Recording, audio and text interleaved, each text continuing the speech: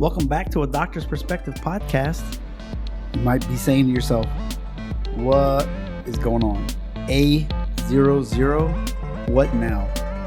I'm switching it up to be a more local podcast. Let me explain real quick.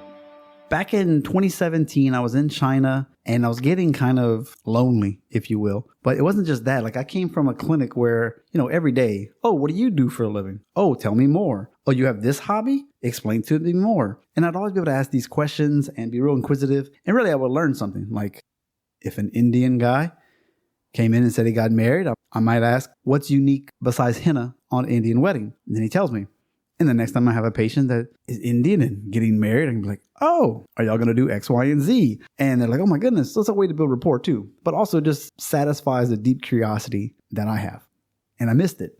So I said, okay, I'm listening to these chiropractic podcasts and it's like, I could probably do this and I can interview not just chiropractors, but physical therapists and dentists, podiatry, anything I want, good authors. And I'd always ask them, like, what do you do? What's your specialty? I want to know about their marketing. What's working? And of course, one of the highlights of my episodes were the last couple of questions, not just about your favorite book or podcast, but how do you keep your home life balanced with your work? Or how do you take more vacations? And those were the questions that actually got me the most.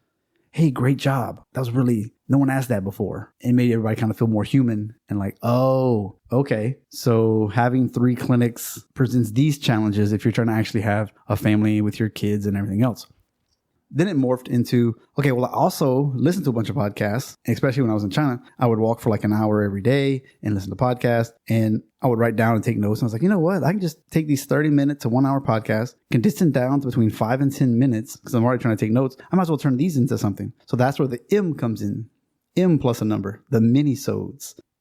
And so that was my take on summarizing podcasts, kind of being like a coach to those who might need it in really small chunks, because there are people that just don't like long form podcasts. They'd rather have those 10-minute shows. And then when I was in Germany, I said, when I go back to America, I think one way that I could use these skills I developed is a local podcast. And I don't know about you, but I don't want to build out a new webpage.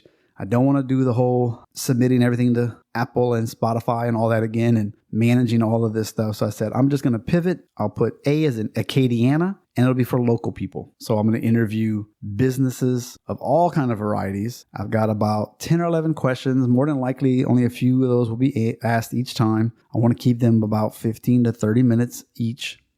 And it's going to be a way to highlight businesses in the community and also be a marketing for me to the community as well. Maybe in time, it'll be the go-to business podcast in Lafayette and the Acadiana region of Louisiana. And these are some of the questions that you can hear. What's your big why to start your company? How do you compete against large corporations? Marketing to customers, to other business owners. Got any tips? How to build and maintain relationships with the customers that you have? Common mistakes made by new business owners. How to avoid them? We all get customer complaints. How do we resolve them? How do you get that work and family balance? Any current trends or challenges in the industry? And what's been some of the most rewarding experiences as a business owner?